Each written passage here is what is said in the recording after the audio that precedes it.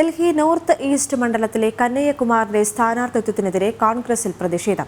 കനയ്യയുടെ സ്ഥാനാർത്ഥിത്വം പിൻവലിക്കണമെന്നാവശ്യപ്പെട്ട് ഒരു വിഭാഗം നേതാക്കൾ AICCക്ക് കത്തയച്ചു.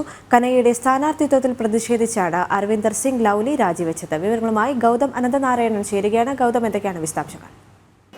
ദേവിക, നേരത്തെ തന്നെ ഈ കനയ്യകുമാറിന്റെ കോൺഗ്രസ് പ്രവേശനം വലിയ തോതിൽ പാർട്ടിക്കകത്ത് ചർച്ച ചെയ്യപ്പെടുകയും ഒരു വിഭാഗം നേതാക്കൾ അതൃപ്തി രേഖപ്പെടുത്തുകയും ഒക്കെ ചെയ്തതാണ്. കാരണം കനയ്യകുമാർ JNUവിൽ ഭാരത വിരുദ്ധ മുദ്രാവാക്യം വിളിക്കുകയും എല്ലാ അർത്ഥത്തിലും കുപ്രസിദ്ധനായിട്ടുള്ള ഒരു വ്യക്തിയാണ്. പിന്നീട് ഇദ്ദേഹം CPI വിട്ട് കോൺഗ്രസിലെത്തിയാലും JNUവിൽ ഉയർത്തിയിട്ടുള്ള രാജ്യവിരുദ്ധ മുദ്രാവാക്യവും ഇദ്ദേഹത്തിൻ്റെ മറ്റ്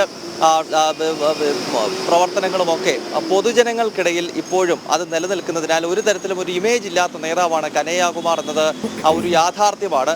ഈ ഒരു വിഷയമാണ് ഇപ്പോൾ കോൺഗ്രസിനകത്ത്, പ്രത്യേകിച്ച് ഡൽഹി PCCക്കകത്ത് വലിയൊരു പ്രതിസന്ധിയായി മാറിയിരിക്കുന്നത്. കഴിഞ്ഞ ദിവസം കോൺഗ്രസിൻ്റെ ഡൽഹി അധ്യക്ഷ സ്ഥാനം അരവിന്ദർ സിംഗ് ലൗലി രാജിവെച്ചിരുന്നു. ഒരുപക്ഷെ ലൗലി BJPയിലേക്ക് ഉൾപ്പെടെ എത്തുന്നു എന്നത് സംബന്ധിച്ചുള്ള സ്ഥിരീകരിക്കാത്ത വാർത്തകൾ ഇപ്പോൾ ഡൽഹി രാഷ്ട്രീയത്തിൽ വളരെ സജീവമാവുകയാണ്. ലൗലിയുടെ രാജിയുടെ പ്രധാനപ്പെട്ട കാരണം എന്നത് കനയ്യകുമാറിന് നോർത്ത് ഈസ്റ്റ് ഡൽഹിയിൽ കോൺഗ്രസ് ടിക്കറ്റ് നൽകി എന്നുള്ളതായിരുന്നു.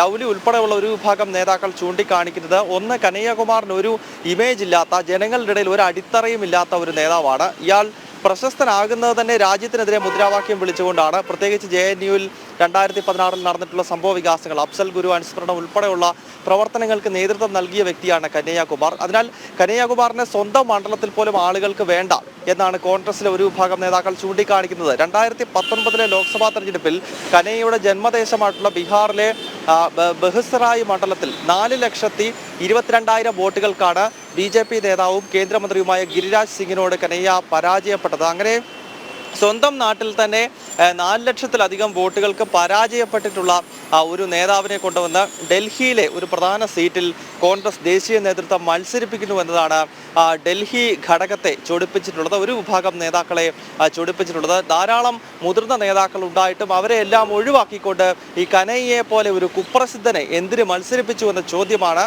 കോൺഗ്രസിലെ ഒരു വിഭാഗം നേതാക്കൾ ഈ AICCക്ക് അയച്ചിട്ടുള്ള ഈ ഒരു കത്തിൽ ചൂണ്ടിക്കാണിച്ചിരിക്കുന്നത് എന്നാണ് നമുക്ക് ലഭ്യമാകുന്ന വിവരം. ഏതായാലും കനയ്യകുമാറിനെ സ്ഥാനാർത്ഥിയാക്കിയതിൽ കോൺഗ്രസ് ദേശീയ നേതൃത്വം അതിൽ ആ ചുവട് പിന്നോട്ട് വെക്കണം എന്ന ആവശ്യമാണ് ഡൽഹി PCCയിലെ ഒരു വിഭാഗം നേതാക്കൾ മുന്നോട്ട് വെക്കുന്നത് എന്ന് നമുക്ക് മനസ്സിലാക്കാൻ സാധിക്കുന്നു. നേരത്തെ കനയ്യകുമാർ ഇത്തവണ ബീഹാറിൽ തന്നെ മത്സരിക്കാൻ ഒരു ശ്രമം നടത്തിയിരുന്നു. കാരണം കനയ്യയ്ക്ക് സംഘടനാ ചുമതലയുള്ളത് ബീഹാറിൻ്റെതാണ്. ബീഹാറിൽ കോൺഗ്രസ് ചുമതലയുള്ളതിനാൽ ബീഹാറിൽ ഏതെങ്കിലും ഒരു സീറ്റിൽ, പ്രത്യേകിച്ച് ബഹുസറായിൽ തന്നെ കോൺഗ്രസ് ടിക്കറ്റിൽ മത്സരിക്കാനാണ് കനയ്യ ശ്രമിച്ചതും ആഗ്രഹിച്ചതും. പക്ഷേ അത് RJDയും അതോടൊപ്പം തന്നെ CPI തുടങ്ങിയ കക്ഷികൾ അത് അംഗീകരിച്ചില്ല. കാരണം 2019 CPI സ്ഥാനാർത്ഥിയായിട്ടാണ് കനയ്യ അവിടെ മത്സരിച്ചത്. 4,22,000 വോട്ടുകൾക്ക് പരാജയപ്പെടുകയും ചെയ്തു. ഈ തവണയും അവിടെ മത്സരിക്കാൻ കനയ്യ ശ്രമിച്ചപ്പോൾ ബീഹാറിൽ ഇന്ത്യ മുന്നണിയിലെ ഏറ്റവും പ്രധാനപ്പെട്ട കക്ഷിയായ രാഷ്ട്രീയ ജനതാദൾ തന്നെ അതിനെ എതിർക്കുകയും സീറ്റ് കനയ്യയ്ക്ക് വിട്ടു നൽകാനാവില്ല എന്ന നിലപാട് കൈക്കൊള്ളുകയും ചെയ്തു. ഇതേ തുടർന്നാണ് കനയ്യകുമാർ സ്വന്തം സംസ്ഥാനമായ ബീഹാർ വിട്ട് ഡൽഹിയിലെ ഏതെങ്കിലും ഒരു സീറ്റിൽ നുഴഞ്ഞു കയറാനുള്ള ശ്രമം നടത്തിയത്. അത് AICCയുടെ മുതിർന്ന നേതാക്കളുടെ സഹായത്തോടു കൂടി അത് നടക്കുകയും ചെയ്തു. എന്തായാലും സ്ഥാനാർത്ഥിയായി കനയ്യ പ്രചരണം ഉൾപ്പെടെ ആരംഭിച്ചപ്പോഴാണ് ഇപ്പോൾ വലിയ പ്രതിഷേധം കോൺഗ്രസിനകത്ത് തന്നെ രൂപപ്പെടുന്നത്. ദേവിക, ഡൽഹിയിൽ നിന്ന് തത്സമയം വിവരങ്ങളുമായി ചേർന്നു ഞങ്ങളുടെ പ്രതിനിധി ഗൗതം അനന്തനാരായൺ.